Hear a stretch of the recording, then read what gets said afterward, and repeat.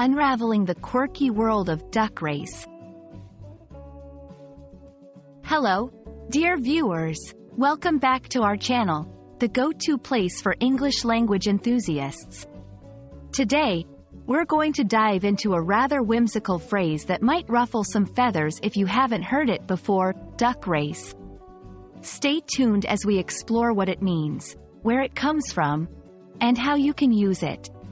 Let's get our ducks in a row and start the learning journey. First things first, let's break down the phrase, duck race. A duck is a waterfowl that you're probably familiar with. Those cute, quacking birds that paddle around in ponds. Race, on the other hand, refers to a contest of speed. When we combine these two words, we get a literal race of ducks, an event where ducks are racing each other, usually in water. Now, you might be wondering, is a duck race an actual event?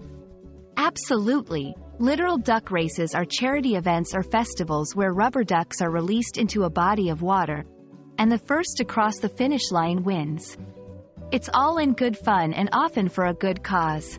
But wait, there's more. Metaphorically speaking, a duck race can also refer to a competition or situation that is quirky, unusual, or not to be taken too seriously. It's a light-hearted way to describe an event where the stakes aren't high, and the competitors might not be typically athletic or even human. How do you use duck race in everyday conversation or writing? Well, if you're talking about the actual event, you could say, the annual duck race at the local river drew a huge crowd this year.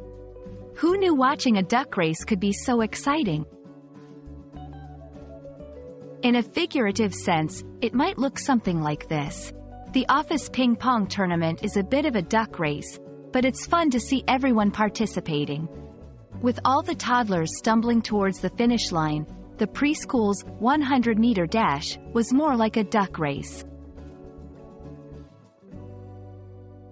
Duck race may not be a phrase with ancient roots or deep cultural significance, but it's a good example of how English speakers love to play with language, creating whimsical terms for events that are entertaining and enjoyable. It reflects a cultural appreciation for humor, community events, and a love for the underdog, or should we say, the underduck. And that's the end of our journey into the delightful world of duck race. We hope you found it as entertaining as an actual duck race and that you've learned something new today. Whether you're headed to a literal race with rubber duckies or just enjoying the playful side of the English language, remember that language learning can be just as fun. Thank you for watching, and don't forget to like, share, and subscribe for more exciting explorations into the English language. Quack on, and see you in the next video.